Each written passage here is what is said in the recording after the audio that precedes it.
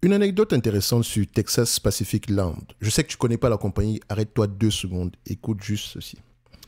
Alors, l'anecdote ici concerne ici sa remarquable transformation et son succès financier au fil des années.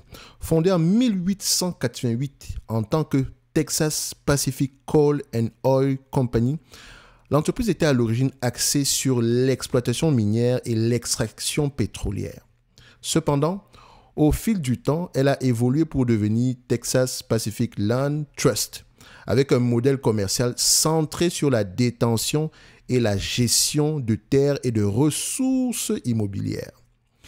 Ce qui rend TPL si fascinant, c'est sa propriété de vastes étendues de terres au Texas, principalement dans la région du Permian Basin. Si vous connaissez à peu près la région du Permian Basin, ici, c'est une région où il y a énormément de pétrole.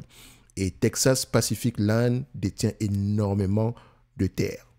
Je dis bien, et quand on exploite le pétrole sur son terrain, bah, vous payez des royalties. OK?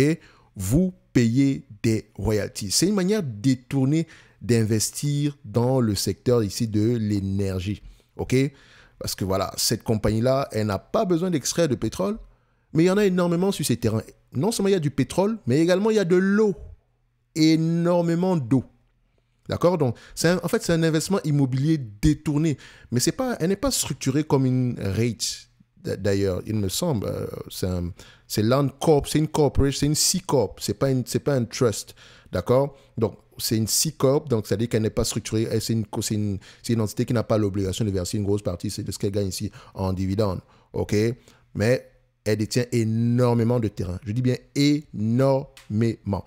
Donc, ces vastes étendues de terre au Texas, principalement dans la région du Permian Basin ici, sont un avantage énorme pour cette compagnie ici. Donc, ces terres détiennent des droits des droits miniers et pétroliers, ce qui signifie que TPL génère des revenus de diverses manières, y compris la location de terrain pour l'exploitation pétrolière et gazière. Donc, au début des années 2000, lorsque le prix des terres dans le bassin permien a explosé en raison de la découverte de vastes réserves de pétrole et de schiste, donc cette hausse de la valeur des terres a été extrêmement bénéfique pour TPL, car elle a considérablement augmenté la valeur de ses actifs fonciers et de ses droits miniers, d'accord? Donc, non seulement on a des actifs fonciers, mais également on a des droits miniers, donc d'accord, parce que je n'avais pas exploité mon sol pour rien, ok? Si vous voulez passer sur mon terrain, vous payez. Donc, vous voyez, c'est une compagnie très, très particulière. Et j'ai toujours dit ici que la personne qui connaît le mieux de cette compagnie-là s'appelle Murray Stahl. Il a énormément écrit sur cette compagnie-là. Je pense même que vous devez généralement lire tout ce qu'il a écrit sur la compagnie Murray Stahl. Oh. Comme d'habitude ici, personne ne va aller chercher parce que c'est en anglais. Donc Murray Stahl, je pense même qu'il est dans le board of directors ici. Et c'est quelqu'un, c'est intéressant de suivre ce qu'il écrit. Il travaille ici pour Horizon Kinétique. Horizon Kinétique, Horizon, Murray Stahl, Horizon Kinétique. Voilà. Bah, vous allez retrouver ça. Je vous ai donné assez d'informations. Vous avez le nom, Murray Stahl, Horizon Kinétique. Vous allez rechercher et vous cherchez ses écrits ici sur Texas Pacific Land Corporation. Il en parle depuis des années et des années. OK? En tout cas, depuis que moi j'ai commencé à m'intéresser ici à l'analyse fondamentale, pas l'analyse quantitative, l'analyse fondamentale, je suis tombé sur ces écrits-là. Même si je n'ai jamais investi un seul copec sur Texas Pacific Land, je pense que j'ai toujours été impressionné par les résultats de cette compagnie-là. Et vous allez le voir ici. Donc, comme on a dit ici, en raison de cette augmentation de la valeur, le Texas Pacific Land Corporation a attiré l'attention des investisseurs et son action a enregistré une croissance spectaculaire au cours des dernières années. Est-ce que vous savez que cette compagnie-ci, si vous avez investi sur Apple au tout début, et sur Texas Pacific Land Corp, au tout début, je n'ai pas dit ici qu'elle a été introduite en bourse en 1800 et poussière. Non, pas du tout. OK? Vous aurez pu gagner plus d'argent sur Texas Pacific Land. Je pense qu'elle a fait près de 400 000%, 490 000%. Apple, on est à 250 000, un truc comme ça. Oui. Et quand on prend le classement ici, parce que je l'avais pris, ce classement-là, quand on prend à peu près le classement ici, la première entité sur la liste, j'ai été surpris, c'est New Corporation, une entité ici dans le secteur de l'acier, mais essentiellement ici de l'acier, c'est à peu près ici une fonderie, mais une fonderie ici, je pense ils font à peu près, c'est essentiellement basé sur ils ont à peu près des fours ici électriques, si je me trompe pas, un truc comme ça. Bref, elle a une particularité. Après, vous avez Microsoft. Après, vous avez Toromont, Watchlist. En fait, Watchlist. J'ai parlé de couche-tard dernièrement. Comme d'habitude, on me prend pour un fou. D'accord? Texas Pacific Land Corporation, également. Au-dessus de Aflac, McDo, Apple, Amgen, Monster, Packard, Abbott, Oracle, Fair Exact Corporation, Automatic Data Processing. Je vais vous dire une chose. Et peut-être que ça, vous ne le savez pas. Pour moi, le meilleur screener, c'est celui qui classe les entreprises ici par rapport à leur retour global dans le temps. Sur à peu près, je ne prends pas une entreprise qui a explosé. Je pense surtout les entreprises ici qui ont 1 milliard et plus. Et très souvent, vous allez remarquer que les entreprises qui ont eu tendance à avoir du succès dans le passé ont tendance à répercuter ce succès-là à long terme. Et vous allez remarquer que parmi toutes ces entreprises-ci, 90% sont des entreprises qualitatives. Cette compagnie-ci, je l'adore. Dillard Corporation, je peux vous raconter toute une histoire dessus. On peut faire des heures et des heures sur cette compagnie-ci. Elle a une particularité. Bref, allez-y lire sur Dillard. Ce n'est pas un business exceptionnel, hein. C'est des department stores. Les department stores ici sont les premières entreprises que Amazon a buté. Les department stores, c'est simple, c'est un magasin dans lequel il y a plusieurs départements. Dans le même magasin, vous allez retrouver ici le département chaussures, le département ici d'ameublement pour la maison, ce genre de choses-là. Donc, ce n'est pas un magasin spécialisé, ils font un peu de tout. D'accord? L'équivalent ici, l'équivalent aux États-Unis, c'est Macy's. L'équivalent, c'est Dillard également. L'équivalent au Canada, c'est à peu près La Baie, pour ceux qui connaissent. OK? Ou bien Hudson Bay. D'accord? En France, je ne sais pas. Je pense ici que Dillard, elle a une particularité, c'est qu'elle détient tous ses magasins. Tout, sans exception. Bref, on n'est pas là pour parler de Dillard. Mais ce classement-ci me permet à peu près d'identifier des entreprises qualitatives. Je n'ai pas parlé de marge ni quoi que ce soit. À partir d'ici, depuis que je suis en queue de... je connais à peu près la plupart de ces entités-là. OK? Fastenal, exceptionnel. Allez-y regarder la vidéo sur Fastenal, elle n'a même pas 100 vues. Dover Corporation, exceptionnel. Cisco, magnifique. CGI, magnifique. Tyler Corporation, Echo, TGX, magnifique. Vulcan Materials, particulier mais intéressant dans son secteur d'activité. Carlyle également est intéressante. Donc vous avez ici une watchlist. La plupart du temps, Jack Henry Associates. Vous la connaissez? Non. Magnifique également. Illinois Toolworks. En fait, je vais arrêter de parler d'entités européennes parce que je me rends compte ici qu'il y a tellement de belles entreprises en Amérique du Nord. Je suis en queue de peg mon temps à parler des entités comme Alstom. Ça me fait chier en plus.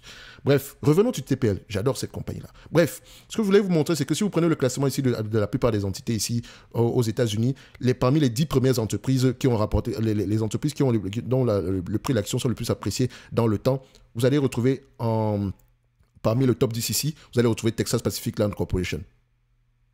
Et Nvidia n'est même pas dans la liste. Enfin, Nvidia, c'est très très loin derrière. OK? Donc, on va se dire ici que en raison de cette augmentation de la valeur, Texas Pacific Land Corporation a attiré l'attention des investisseurs, d'accord? Comme je l'avais tantôt mentionné précédemment, et la société est souvent considérée comme l'un des meilleurs investissements ici sur le plan immobilier. D'accord? Donc, sur le plan foncier, on va le dire comme ça.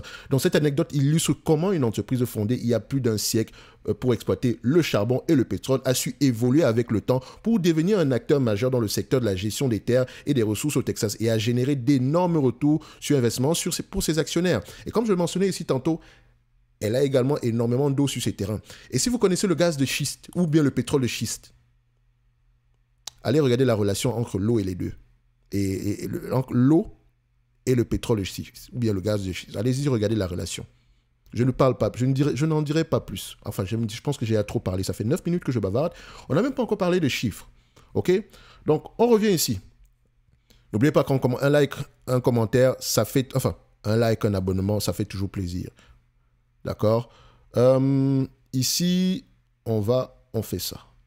OK. Maintenant, du point de vue chiffres, ça donne quoi? Revenu croissant. D'accord? Marge.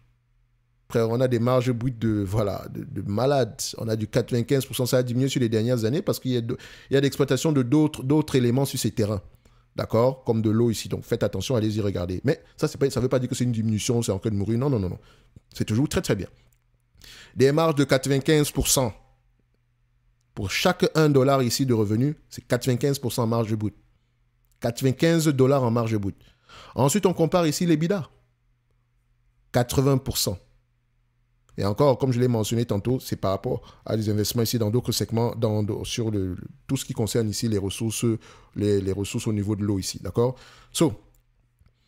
J'aime ce que je vois ici, parce que je sais pourquoi ça a diminué. D'accord? Donc, ce n'est pas juste une diminution parce que c'est en train de mourir. D'accord? Comme je l'ai mentionné tantôt. Pour moi, les deux vont dans le même sens. Net income, free cash flow, même graphique, parle le même langage. On parle le même langage. Il n'y a pas de que non, on n'a pas beaucoup de free cash flow ici aujourd'hui parce qu'il y a le BFR. Non. Une entreprise ultra qualitative a au moins le même niveau en termes de free cash flow. Entre les bénéfices nets et les free cash flow, on s'attend au moins au même niveau. D'accord? Quand il y a une différence, quand les free cash flow sont moins élevés, le multiple également de valorisation sera moins élevé et l'entité en même temps ici, en termes de pondération dans le portefeuille, on va à peu près savoir comment est-ce qu'on va gérer ça. OK? Après, on regarde la dette nette. Du point de vue volume, elle a du cash net. 652 millions. OK? Donc, c'est un business qui va avoir tendance à se négocier à combien de fois les PER? Et je mentionne ici que, vu que les bénéfices nets et les free cash flow vont dans le même sens, on aura à peu près 25 fois les bénéfices en moyenne. Je ne me casse même pas la tête, je mets 25 fois les bénéfices. Et TPL, c'est un business assez prévisible. OK? Les années sont tendance à faire de bonnes prévisions ici. Et cette compagnie-ci a 25 fois les bénéfices. Qu'est-ce que ça donne en date d'aujourd'hui? 25 fois les bénéfices? Par rapport au prix actuel, on a une légère sous-évaluation.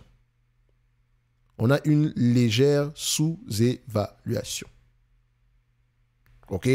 Actuellement, on a $1 500 et à 25 fois les bénéfices attendus en 2025 ici, on a à peu près $72,51. Donc à peu près au prix actuel, ça représente à peu près à 25 fois les bénéfices, ça donne à peu près $1 800 et poussière.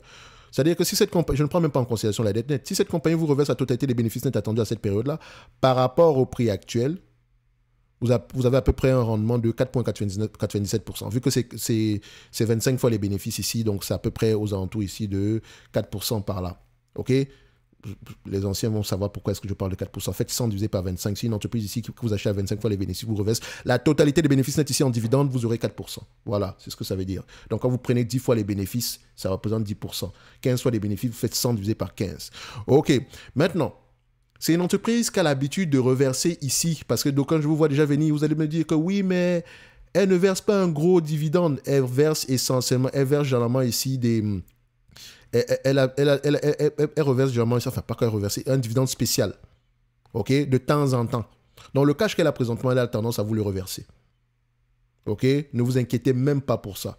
Quand on regarde ici le shareholder yield, parce qu'elle a 1 million d'actions, elle a près de 7 millions d'actions, elle ne rachète pas beaucoup ses actions ici. D'accord? Parce que la plupart des gens qui ont ces actions ne veulent pas vendre. C'est normal. Donc ici, vous allez voir que de temps en temps, le rendement sur du dividende peut être très élevé à certaines périodes. OK? Donc, vous constatez qu'en moyenne, c'est un business qui a tendance à rapporter des sous. Je pense que c'est moins cyclique qu'un investissement dans le secteur pétrolier, exploitation ici. En façon, quand on regarde le secteur pétrolier ici, du point de vue au niveau de la chaîne de valeur, moi, je préfère les midstream. Donc, essentiellement, le transport par pipeline. Les upstream ici, l'exploitation, ça ne m'intéresse pas. Downstream, dépendamment, si on a des convenience stores ici, comme les entités comme... Oh, en passant, cette compagnie, allez regarder, Monroe, c'est une chaîne de garage. Je pense qu'elle veut se faire acheter actuellement, elle se négocie à près de 10 fois les bénéfices ici. C'est essentiellement un value, d'accord? On va le dire comme ça. Et quand vous la regardez ici, c'est une entité qui pourrait s'échanger à peu près aux alentours d'une quarantaine de dollars. Et elle est en train de vouloir se faire acheter ici, d'accord? Et c'est un secteur d'activité qui est en pleine consolidation. D'accord? Bref, si ça vous intéresse, allez-y, regardez ça ici. D'accord? Je sais que quelqu'un va me dire, ouais, mais tu dis trop, d'accord. C'est pas grave, je parle comme ça. Donc, au niveau de Texas Pacific Land Corporation, ça pourrait être intéressant pour quelqu'un. OK? Allez-y creuser en profondeur. D'où est-ce que va provenir la croissance? Vous allez me dire, oui, mais le prix de l'action, c'est $1 500. Une action à $1 500 contre 1500 actions à $1, c'est la même chose pour les business. Il faut regarder le rendement par rapport au prix que vous dépensez ici aujourd'hui. Actuellement, on est à 4,9%. C'est ça qui devrait vous intéresser. Après, ce n'est pas tout le monde qui a $1 500 à mettre sur une entreprise. Après, vous avez également des fractions d'actions. Mais bon, moi, je n'ai jamais l'habitude d'acheter des fractions d'actions. J'achète toujours des actions. Je ne sais même pas comment on fait pour acheter des fractions d'actions. Si je veux une action ici, j'achète une action. Je ne veux pas une fraction d'action.